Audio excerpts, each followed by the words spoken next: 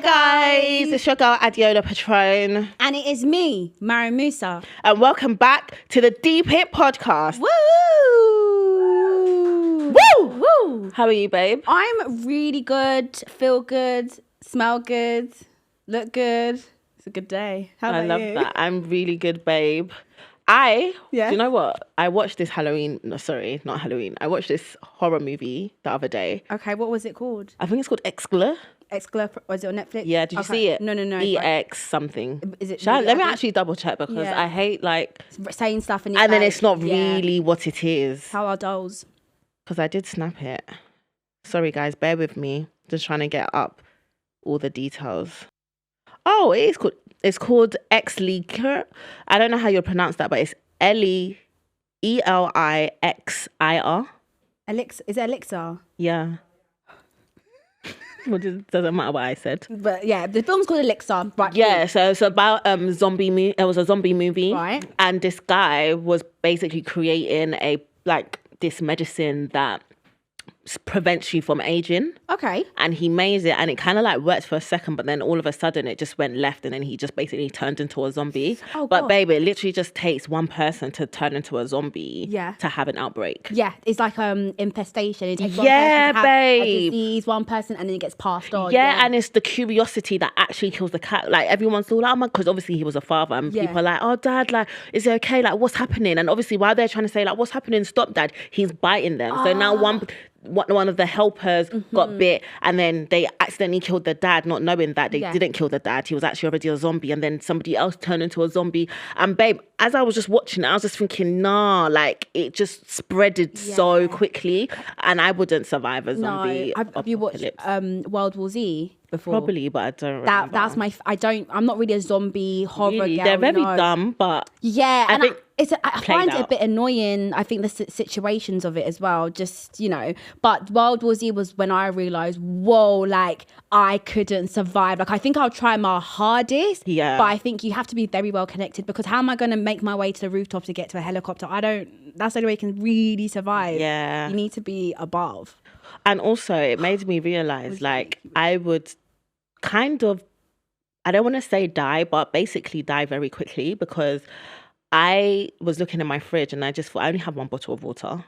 What's that got to do with anything? You just never know when the apocalypse will start, babe. And then if it's the girls, they ran into someone else's house quickly just because that's where they ended up. Yeah. And it's that place happened to have water, it happened to have food. And it's how long can you stay in that house and have water and have food before you have to move on to the next place? Babe, I will be in my house for probably not even 24 hours, because I was thinking, oh my gosh, what happened right now? And let's say get to my house, mom, dad, get to my house quickly. I'm up, I'm a high building, just come up the stairs. I don't have enough water and food in my house for everyone. So I get why people buy in bulk. Yeah, because you just never know. You never know. Do you know Jack Remington? Who's that? He's Jack and Ash. Oh yeah, really funny guy. When I was on a trip with them, they were saying how he's the type that literally, there's some people that will stock up. They won't just have one can of tomatoes. They'll have enough for just in case. Just in case. And I'm such a For now. Yeah. What I'm feeling, when it's gone, I'll go and buy it rather than have it next. And I just think, I don't think I would survive. I used to bulk, and then cost of living.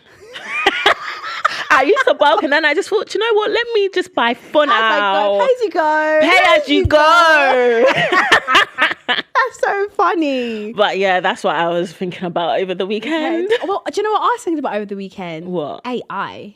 Oh, here we go. Okay, guys, should I tell you what I was thinking about? So I've noticed on reels and stuff that AI is getting a bit out of hand, babe. I feel like it's getting too realistic. Yeah. And I feel like AI is being basically used for dumb stuff. Yeah. I feel like we have this intelligence now where we can tell it to do things, make our life easier. Mm-hmm. And what I'm seeing it be used on social media is a bit much. And babe, I started just thinking about I just feel like AI is kind of showing human nature at heart, because basically I was watching this video of a kid climbing up a wall or something. It looked really real, but it wasn't obviously real because the kid fell and it smashed. And I was just thinking, okay, why are us as humans creating that? Literally, we have all this willpower. You could create anything. Why are you creating uncomfortable things? What, the child Going like, up the tree and dropping. Yeah, and falling and like showing all these things. And I just think there's more you can do more with AI a bit. And I don't explain it, but then I also start seeing videos where like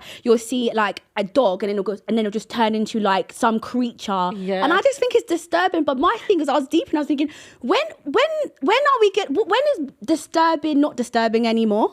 Because I feel like because we have social media, right, and we can see everything. Yeah. Like there's things now that back like we But think, what's whoa. your FYP saying that? I don't see none of that disturbing stuff. I send it to you. But it doesn't come up on my But FYP. once you see it's like the once algorithm. you go into that hole, yeah, then keeps you'll get it coming again. up. So if you click something else, your algorithm is like, I do refresh. see the like the fake tsunamis, and stuff like it's that. kind of, I just think it's just a bit wild that you have to like second guess, like is this AI? real? And like I saw this girl, her friend caught her, I think she kissed her friend's ex or something, and then the girl was like, it's not me, it's AI. And I was thinking, raw, like that is actually going to be an excuse for people. It's AI. And you just got to be like, even this podcast, if anything comes out later, but it was AI.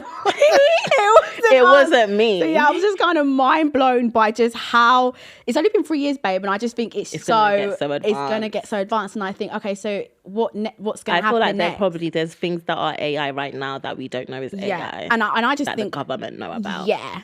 I think so too, but that was my food for thought of just what I was thinking about this week when I was scrolling. I was like, right, AI is just getting a bit out of hand. Are we blurring lines? When are things starting to get? When do we know? Okay, we're crossing lines now. We shouldn't have access to see. I do think that when things are on, I feel like what they will do is I feel like they will start to label like when things it would be more monitored in terms of like they will label it as AI because there's already some stuff on Twitter that it already says underneath like that is AI. This is not real. Basically, yeah, they definitely should start. And I just think just maybe some things not to be on the platforms. I just think I'm 30. Like, I don't want to see that. I'm sure. A dog turning into a creature. Yeah. Babe, it's really disturbing. Did you send it to me? Yeah, like let I me feel see like this because I feel like you're not. But babe, I probably sent you time ago. I haven't sent you anything that recent. Okay. But I feel like people that know I'm talking about, if they've seen it, it's just is it like a very like ugly creature or something? Like, babe, you'll just be seeing a dog, and then out of nowhere, just that be deformed bare arms, and then it's just a bit much. And I just think anyone can just stumble across that. And I just think why would you think, oh, today I'm going to make a dog and then make it really disturbing and then post it online? I feel like there's just a lot of creative people. And a lot of people are making money that's using what Hunt AI. said. He was like, it's literally because when it comes to money, there isn't no moral code. Like if it can go online, can make money, boom. And that's kind of sad. But speaking of sad, there was something I did want to talk about that I saw recently. I think everyone's seen. What? Ghetts. So I feel like everyone knows, but if you don't know, rapper, actor, musician, Ghetts. I don't know his real full name, but on the news articles they say his real name. I just know him as Ghetts. But he's been, charged. Say that again. He's been charged for dangerous driving, and I think like it's been it's a shock. It's so sad in so many ways because number one, a 20-year-old child lost his life. That's a son, a brother, like a friend, a student, and like young 20 is very young. Yeah, and then also, Ghetts loved. He had so much going for him. He's the same thing, a brother, a father, and now his life's ruined as well. And it's all because of dangerous driving. Is bad decision, dangerous driving. And basically I just want to touch on the fact of like dangerous driving. Like you don't actually realize how many people don't actually think twice when they make moves, or because you just think you always just think it won't be you. Yes, that's what it is. You think it won't be you. You get a bit gassed, you get cocky. Like there's so many times where me and Ajo on the phone driving and we'll be like, if I wasn't the one that was being vigilant and was like, let me just slow down. Yeah. You can't trust people on the road. Like literally, like you could be driving and someone's just speeding and you're thinking, whoa, if I was doing what you were doing, that's it. That would have been a collision. And I just think it's a perfect time to, I just think, remind ourselves, and especially us lot, especially in the public light, like we have to set example as much as we ask for it, Yeah. I think there's certain things where it's like, no, like, our decisions impact so much. One wrong decision can just change everything, literally. And it's just so like my prayers, my condolences goes out to Eubin and his family because it's such a tragedy. And like now I'm a mum, I can't imagine like just losing your child like over something like that. And I think as a community we need to realize that, well, we have to make better decisions. We have to remember like tomorrow, think about tomorrow. Just think of that one little left can just, no, one wrong turn, one wrong mistake, one just being overly cocky or just not thinking can just like, yeah, ruin a lot. And I just find the whole situation sad. I'm just sad. Yeah, I think you just have to not think for now, because sometimes you're just thinking of the convenience of like, Yeah. at least I could just drive myself there and drive back and go when I want, but you're not actually thinking of the convenience of like, actually, I am going to be drinking. I can Yeah. actually just get an Uber home, which will save the convenience of Yeah. maybe putting somebody else's life in danger and yourself. Yeah. By just thinking, oh, I'm okay, I could just drive. And I think it was definitely a reality check for me as well, because not that I drink drive, but sometimes you actually don't even know when you're over the limit. Yeah, you think like you're you fine. think you're fine, Yeah. and you actually don't know because you mentally feel okay. But maybe if you did get stopped and you had a breathalyzer, Yeah. you might actually be over the limit. So it's just like consciously for me, like I'm just, if I know I'm gonna have just one drink, I'm just not even gonna, Same, I agree. just get that Uber, even though it's like probably more expensive. It's it's definitely worth that than worth it being the far end of the spectrum. No, I agree. There was I don't know if you've seen it, but there was I saw the video of what the alleged like CCTV of the situation, and it was a lot. Like, this is what I'm trying to say about like social media. Like, you just see so much. I just can't believe like we're allowed to see like traumatic things that affect families. Like, and I'll link that to something in a sec. But the video that I saw was like, the car, you could see a boy crossing the road, and it definitely was like you could tell like a rural residential area, so like 30 miles per hour, that's what I would be thinking that area is. And if you're crossing the road, like any car, even if you're driving 30, you slow down. Like, even if there's a pedestrian walking off, like not on the crossing, you just naturally slow down. So you can see him. I saw him like walking, and I saw him see like, oh, this car's coming fast. Let me pace up.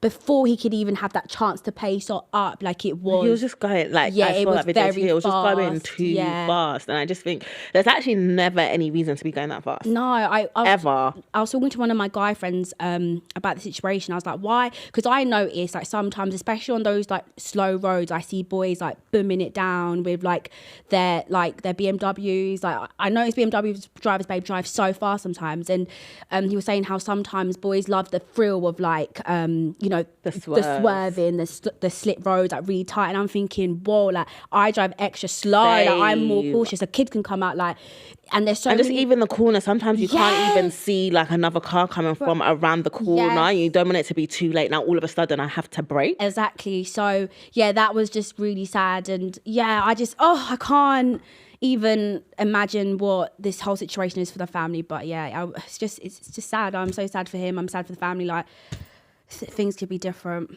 but they're not.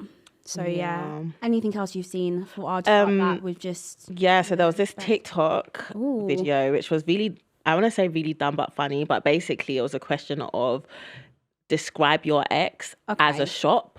Okay. So I'm going to read out some of the responses. Okay. Because some of them I thought, oh, you lot are actually really smart. And funny. I feel like I saw this somewhere that people should start getting paid for their comments on TikTok, babe. I be laughing. Would you subscribe to it? Like, if you had to start subscribing? You know how many times I wish I can just I wish I could like repost a comment because it's so funny. Like, this comment deserves to be seen more, but show me. Oh, so it's describe your ex as a store. Shein, because he be lying about the size. Babe. Okay, another one. Another good one, Victoria's Secret, because Victoria was the secret. That's a good one. I think that was my best one, but then there's GameStop, because the games never stopped. LOL. Can you think of one? Oh, what would I was trying to think of one. I was trying to think of a charity shop. What's a good charity shop? Oxfam, because you look like an Oxfam. No, babe. Oh, okay. It's more like, yes. Oh, I'm gonna pretend I said that. Okay. Oxfam, because dating him was charity work. Ooh. I'm so smart. Babe, have you got one? Someone said Lululemon because every girl tries to get with him. Okay. H&M because everyone entered that at least once in their life. I like that. Oh, I don't know. I think, what's a good one? Meg, help. What? Think of a store that and then you can. Oh, okay. Let me actually think of my ex first, and then I think the store. Okay, so he was a little bit bland, moody. IKEA, because I had to do it myself. Drops mic. Drops mic. Oh, these are funny. Oh. Louis Vuitton because shit hurt my bank account. Like, there are some good ones on there. Those are cute. Yeah. But anyway, let's go on to the theme of this week, which is, when did you deep that you were too real for the industry or something like that? Oh, do you think like you're too real for the industry? Yes, boy. Sorry. What about you? I think I deeped I was too. Oh wait, no, it was something like when did you deep being too real will cost you opportunities in like the industry? Yeah, I feel like everyone knows that. Well, with our industry, I feel like everyone knows that you just can't be doing too much. I think you can't be too wild with being real, and sometimes the truth hurts a lot of people. Yep. And sometimes when you woke, it hurts a lot of people because a lot of people are very blind, right? So I think because when a lot of people aren't woke or don't know the truth or don't want to hear the truth, when you are being that real person in the industry where I feel like sometimes you just got to play the game, you just got to like mind your business and do what you got to do. Yeah, you could never be out here like really like, I think, being too real because it'll just bite you in the back 100%. as well. And I think brands, if you're trying to be someone that works with brands or you want to like just not be in mess, your best option is that you can't be too real. Yeah, but I'm gonna read the first one and then we'll see what they're saying. Yeah, go for it. Okay. First one. Let's go. Hi, Adiola and Mariam. It's kind of related to this week's theme, but I would also love to know what you think. One of my friends chose to step down from being a bridesmaid as she really didn't like our friend's fiance. To give some context, my friend, let's call her Maddie, had been going out with her fiance for 6 months before they got engaged. The relationship was always toxic. He could be hot and cold at best and at worst a real narcissist. We would always console her when he was being a dick, and we even staged a bit of an intervention to say maybe this isn't the best decision to be with someone like this. My friend Liv had been with her for every high and low through the relationship, to the point where it was slightly draining her and stopping her from having her own life. They went on holiday and he proposed out of the blue. When they got back, Maddie was already on wedding prepping, and the next brunch she asked Liv to be her maid of honor. She asked, when they got back, Maddie had already on the wedding prep, and the next brunch she asked Liv to be her maid of honor. Liv said yes in the moment, but after a lot of deliberation, she decided she couldn't stand by her as her maid of honor, as she was really worried she wasn't making the right decision. She said she had to get it off her chest. She was being real, and I see her point, but what do you girls think? Okay, so Maddie is the bride, and Liv said no to being her bride, had to step down as being her bridesmaid. So I understand why Liz probably stepped down, because Liv stepped down. She feels as though like, listen, like if my girl's getting married and I'm gonna be a bridesmaid, I'm gonna pour so much love. I want her to get married. Like I want this for her. So she's probably like, I can't. My heart isn't genuinely in this. I can't allow. You're my friend. Oh, that's being real. She's being real, and I think he's even better for her to be real and say it, because I feel like as a bride, she'll probably sense it. You feel the animosity, and that could probably ruin the friendship anyways. Yeah. So she's like, I don't support this, and I can't fake it. I can't, like, I'm going to have to miss out on your wedding because integrity, who I am and how much I love you. Yeah.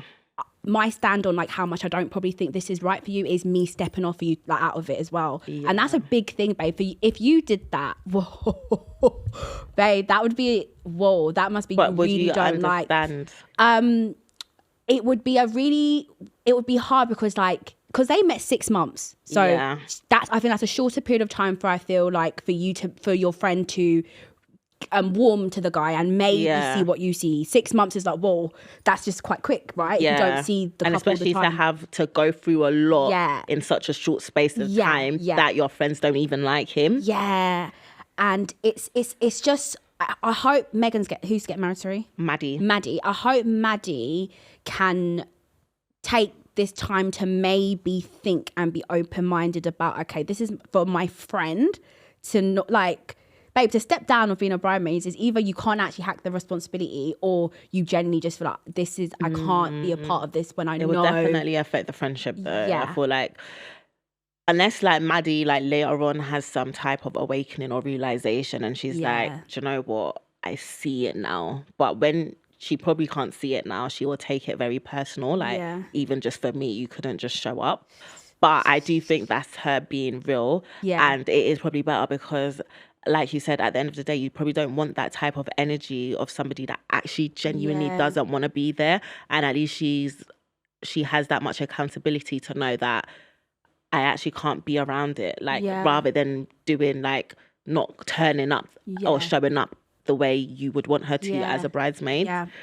Oh, that is a like real decision to make. It is hard. And I feel like when you think of like weddings, right? So Maddie's probably thinking, well, this is now my family, her partner. This is my best friend now. Like, so it's like Maddie should be at a stage of making a decision of this is who I'm going to spend the rest of my life with. So she might just even be thinking, you're just not a good friend. You probably don't. Do you know what I mean? She's probably thinking like, I've met my person. Why aren't you happy for me? Why can you suck it up? Like, and she's probably also thinking, well, it's not your marriage. It's not affecting you because that is what I would think. I would just probably also think like, but babe, like you're not have to deal with you don't have to deal with it. me. Just be my friend and be my. So it's hard, babe, because now I'm seeing it like, okay, now you're saying I would probably just suck it up. I think I'd be like, babe, as much as but then I'm thinking how much I don't like him. If he's hit me, I would know you would not even. Yeah. I don't think you wouldn't let the wedding happen at all. I don't think if you knew. But there's only so much you can do though. Then if it was, would you come still and still want to be a part of it? And I'm about to say I do forever. When you, I think I would have to stand on principle and not come, like make a statement. Like I feel like. I don't know. I feel like if it was to that level, it would be me enabling that behavior. Like, and I would want me not going to show other people, like, for them to think as well, why is Adiola not going? Yeah. Otherwise, I'm going to have to go and be like, I object. Do you know what I mean? And it's just like, do you want that? So the friend, yes? Who? Liz. Yeah. Liv. God, sorry. It's a fake name anyway. But Liv, I think she did the best thing in that situation. If she couldn't she just does. I don't condone this. She's saying everything about me saying this is wrong and I can't now add to it because God forbid something bad happens, she'll be like feeling guilty, like I could have at least been like, well babe, I tried to warn you, not babe, I encouraged you. What's worse, babe, being the encouraging friend of like I've got you no matter what, or being the difficult decision making friend where you're like, I know this is wrong, I have to set this. I think, like you said, it depends on what level of like what's wrong with the relationship. I think because I was even talking. Who was I talking about it to the other day? But you know, like some people, like maybe just because you wouldn't stand for it. Obviously, there's certain things like abuse and manipulation that is like emotionally abusive and stuff like that. That is just like a full on no. But there's certain things that if she's happy. And she's happy to be okay with it, even though as you wouldn't stand for something like that. Sometimes you literally can't force what you want for people on them. And it's just like, okay, you just have to accept that is the life and the path that they're going down. And as long as she's happy to also probably not have the friendship the same as well. I think that's also something you have to think about. Like, okay, if I'm stepping down as a bridesmaid, not only am I like making a point in the relationship, apart from the relationship, it's also going to affect my personal friendship with Maddie. Yeah, tough one. I agree with you. I think the best we could probably say in that situation. I think we try to look Yeah. at both sides as well. Yeah. Okay, let's move on to number two. Okay, let's move on to number two. Oh, it's a short one. Okay, it's not too bad. Hey girls, love the pod. I deeped that being too real would cost me opportunities when I was at uni. I've always wanted to be a barrister, but when I was at an event for inspiring barristers, I kept hearing barristers talk about defending cases that I didn't agree with. I'm really opinionated and didn't like the idea of having to defend someone I thought was a murderer, etc. I had a chat with one of the baristas. Sorry, I keep saying baristas. I barista my show. I had a chat with one of the barristers at the event, and he told me that they have to take on cases that come through to their chambers. They don't really get a choice. It really shocked me. He said you have to make sure you choose the chamber you work for carefully, as that usually makes some difference, but ultimately you will always have to work on cases that you don't always agree with. It then hit me that I would have to choose my battles being a black girl trying to pursue law. Being too real could cost you so much in this industry, but figuring out your boundaries on certain things means you could help make a real change in a system. Currently working hard in cases that aren't my fave so I can get my credentials and start working on stuff I really want to. Oh. Yeah. Lawyers, yeah, you are battling Because you morality. really can't and, always just pick. Yeah, you can't. Sometimes your biggest case, the one to blow you, you're going to have to probably defend a murderer or someone like that.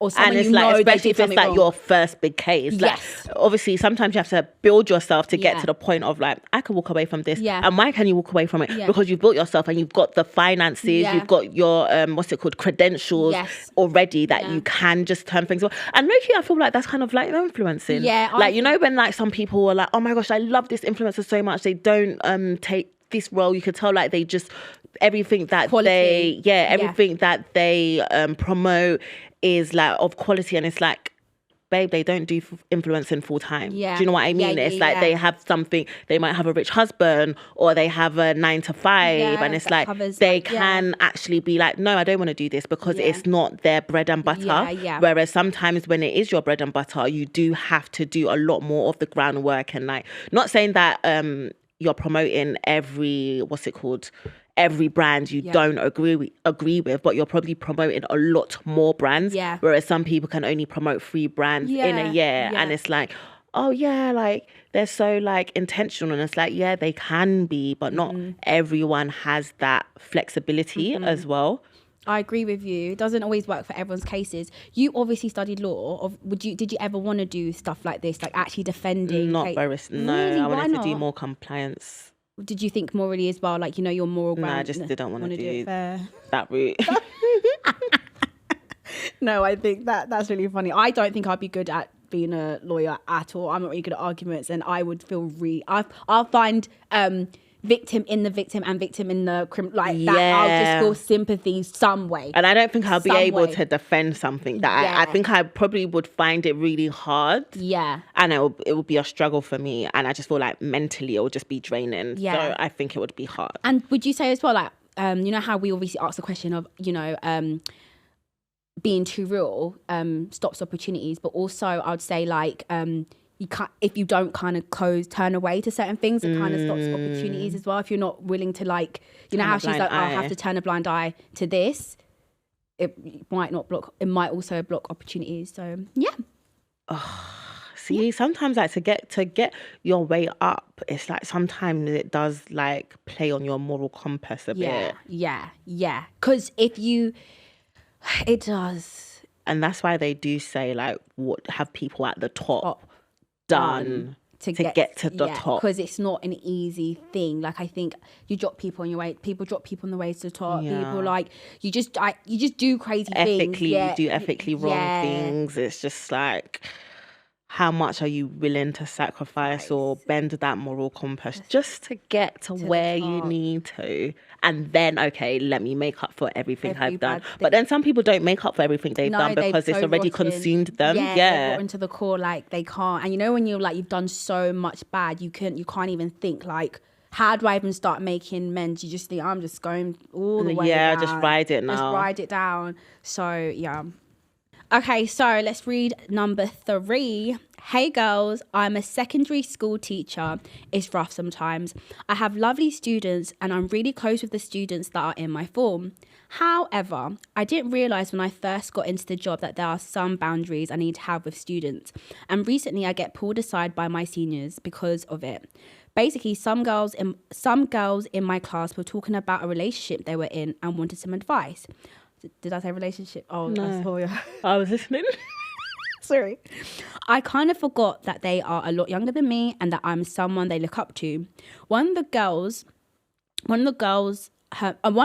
man was cheated on her, and I said if it was me, I would put him on blast. She ended up calling him out on Snapchat, and it got reported to the school by the boy's parents. When they investigated, she said that she was following my advice, and I OPPP. Oh, and don't. And I yeah, this reminded me that I can't be too real with these teens. It could really cost me my job. We have to be honest, but maybe not too honest as teachers. Because kids, they'll kill you, you know? They're too literal. Yeah. You can't get too comfortable with these teenagers. You have to remember your role sometimes. Yeah, you get too comfortable sometimes. And that's, you know what? Saying on that note, some people also need to remember they don't know you. Yeah. Like, you know, like sometimes you do a post and you get a reply like, actually, and it's like, okay, I get you're trying to be real here, but remember your role. I don't know you. You don't know me. Exactly. I'm not your daughter. You're anything. You don't need to be that real with me. Yeah, babe, investigated. Anything with teachers and like police or investigation, honestly, that would be my biggest fear. Because, babe, that your credibility is gone then. Not everyone's going to be like gossiping. I wouldn't be able to handle that level of anxiety. No. But blast, I think, she just had to watch how she's saying blasting. Kids are literal. Oh, I'm going to blast him. I just said confront him face to face. Yeah.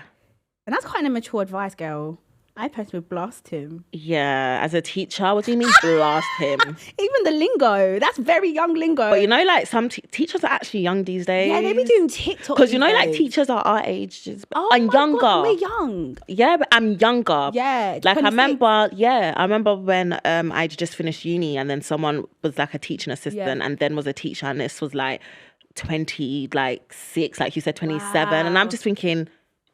But you are a teacher, an English teacher. One of my best friends is a teacher, and I just think and head of year, in fact. And babe, how are you a head of year? And you think when I was in secondary school, we could have been besties. Like, what? So, I could probably say, miss, blah, blah, blah. And then you're saying, don't get carried away. Because there is still an age difference. But yeah, babe, something I haven't actually seen quite a lot on socials, and I'm also quite disappointed in myself too, is, babe, the lack of Black History Month awareness. Like, what month is it? What's the date? October the 27th. Yeah, we're like end of October now. End of October is like the end of Black History Month. And I'll start with me. I am actually disappointed in myself that I didn't utilize my platform to do something creative. Like, I don't need the brand. You know, there's things you don't need brand backing. I don't need to wait. Like, genuinely, like I could have created something. Like I was saying to Hans yesterday, I was like, I really think maybe in the next 2 days, let me try and pull something together. Yeah. Because I think sometimes you know when you sit back, and I took a sit back, right, and I was getting ready, I was thinking, I saw Benefit do something. I was thinking, oh my God, this is really nice. They did like a dinner with loads of Black creators. And then it made me realize, I was like, wait, I haven't seen anything else unless I'm missing it. Yeah. And then I was like, when was the last time I done something with like to do Black History Month or with a brand? And then I looked back to 2021, babe. I was thinking that's like 4 years ago. And what alarmed me was like, oh, that was literally just after COVID. That was the height of George Floyd. So it was nice to see like, okay, clearly there's still elements of racism, and there's still issues as a society that we have, and it's still a core memory and trauma to a lot of people, and it's still something that should be remembered, and like as in like at least celebrate like we're not there anymore. Like let's embrace Black community, Black culture, and I feel like America do it, but I don't feel like the UK take it as seriously. I'm not, and I think Black History Month is different in the USA than it is. Yeah. So Black History Month in the US is in February, and then the UK is in October, and I was just a bit disappointed, and I just felt like I don't know. I just feel like what it just makes me feel like. they don't care about us. So we need to not care that they don't care about us a bit, and just use our own like initiative just to do something, because it is a bit weird to me, because I feel like there's so many other like, you know, group as like a minority group in the UK, there's other minority groups that I feel like I've seen brands go so hard for and so go in for, and I just think, well, the brands, like, let's be so for real, I love working with brands, but black culture does do a lot, and I just feel like you guys see black culture does a lot. You guys, I see like a lot of platforms, digital platforms like black culture, a lot of black talent on there.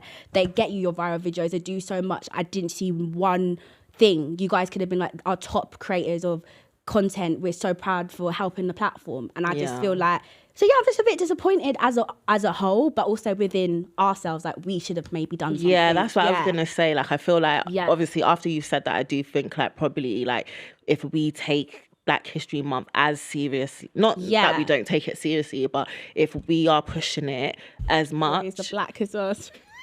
As much, then also the brands would hopefully follow, but waiting on brands that are probably not even founded by black owners anyway, expecting them to take on something that they probably don't even relate to every day, whereas it's something we do relate to every day as a community. I guess like now that you've mentioned it, it's like black creators could do more, black businesses could do more, like even if it is just like, oh guys, for Black History Month, I'm gonna go even more out of my way to just buy from black businesses and promote those black businesses. And I think, like you said, I definitely as well could have done more. Like, you don't have to wait to be invited to a dinner, or have to be invited to be a part of an activation. Or create a concept. Like, you know, I was just sitting there and thinking, I'm really creative. Like, I had this idea and I was thinking, like, why didn't I just do it? And instead of thinking you have to wait for a brand. But I think it's more of a thing where it's like, I do feel like we could do a lot better. I think it's because it was so loud at the time that incident happened. And like brands were making it so vocal that, okay, these are the changes we're implementing, but it's like, okay, you only implemented it for the hype rather than for the consistent long-term, like you actually care about the messaging. Otherwise, even though it has died down naturally in your calendars, because you don't always remember when it's Black Friday, you don't remember when it's Christmas, you don't remember when it's Pride, you don't remember when it's all these other holidays. And the poppies, we like minute of silence. So like, you lot should remember, okay, it's Black History Month. Like, you shouldn't have to wait for the noise, because the noise had already come. And you lot were also vocal then. So yeah, I do feel like it is a bit side-eye, because when did you lot then take it out of your calendars to then continue the movement? But then again, also as a community, if we keep the momentum going ourselves, they would look like the weird ones not doing anything. It would look a bit weird, because like you said, we've listed literally all the things that are celebrated, like bang, and then it just always feels like, why? I'm definitely consciously gonna make a better effort next year. Same. Guys, please hold me accountable. But I do love, and October is actually, it's when I was born. You're not thinking about the only black person thinking about is herself. It's not just about me, but the month of October. I do think like next year I'm definitely gonna be like a lot more conscious of the Black History Month. And I hope like us being real doesn't block our opportunities, because even sometimes, babe, you just be thinking like, this is plain black and white simple, this is being real, this is it. Is it now a thing where they're gonna be like, well, Adiola, man, we can't work with them anymore because they're too real? No, I'm just joking, because it's called when you're being too real. Opportunities. Well, to be fair, you didn't really call out any brands. Is there any brands you would like to call out that you're disappointed in? No, I'm joking. I think as well, why it's even more disappointing, because there are certain certain brands and certain platforms where black talent are the forefront of their views, success. Babe, don't. Is that shady? No, I don't know, because views might. And success. Views and success. I'll say that again, baby. Because I do think there's certain brands and certain platforms where black creators or black talent are the main reason for their success or their viral moments or like their inspiration and growth as well. So it would have been nice, like, for you to just, I guess, celebrate them in the month that they should be even more celebrated. Yeah, I agree. I don't think you can even put that in any other way than that. So Yeah, but I'm definitely gonna do better myself. And then also, like, I guess when you're naturally like, when it's naturally natural to you, brands that you do work with, or you are in consistent conversation with, you would Yeah. naturally be like, oh, this is For what I'm Black- doing for yeah. Black History Month, and you spark that conversation because agree. it's naturally embedded in you. You're But part I of- feel like because where there's certain brands like you Yeah. consistently work with, I feel like if one month you were like to be like, oh, and by the way, or your management were to be like, oh, and by the way, as you know, it's Black History Month, your Yeah. talent, blah, blah, blah, and she's also doing blah, blah, blah. Yeah. How can you support her in this way? Yeah. You've already initiated an idea, and it's either they're going to back it or they're going to add to it. So for them to say no, it would already look a bit sideways. Yeah. And then once you have announced, like, this is what I'm doing, and these are brands that are standing behind you, sometimes they just need, like, they're just not even thinking of it Yeah, in that's that month. Yeah. But yeah, so yeah, we should all just do better next And maybe year. our dolls can let us know for next year, like what would they maybe want from us as like their sisters to just like do, because I feel like I was thinking about there's probably so many upcoming like Black creators that even if it was like maybe one time we've done a Shine dinner the light, or shine light, even a shout out every Sunday, every Black History, every Friday of every Friday evening, just us that would do shout outs for like some creators we think, just it's little things like that. And I was thinking that doesn't take a brand, doesn't take a minute, like you could do that by the ideas yourself. there, you just take a minute to think, wait, what can I do to actually help a Black creator, what's in my field, you know? Yeah. So hopefully next year we'll hear a bit more noise for Black History Month. Yes. But let's move on to week. question of the week. What is it this week? Question of the week. How do you tell someone you love them without telling them? Now, this is an interesting one because, actually, I know. I think for me, it would be like acts of service. So like cooking for them consistently, or like showing up for them even when they don't ask, and like always offering to do stuff that will take pressure off them or just make their life a bit easier, especially someone like me. Like, I don't really like to go out of my way for people, so if I do, that's me expressing and showing that I love you.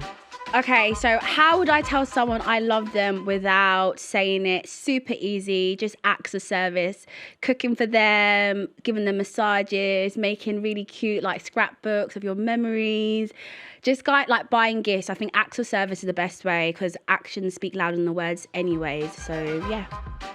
So ladies and gentlemen, do you know I love you when I don't tell you I love you? Yeah, I think so. How do you know that though? You call me pretty much you answer my calls. Okay. I know that's a big deal for you, so. Yeah, it is. I don't know you love me, but it's okay. But anyways, ladies and gentlemen, that is a wrap on this week's episode. Don't forget to like, comment and subscribe. And if you're listening on the audio channels, give us 5 stars and a cheeky review. We'll be back same time next week. Bye, guys. Bye.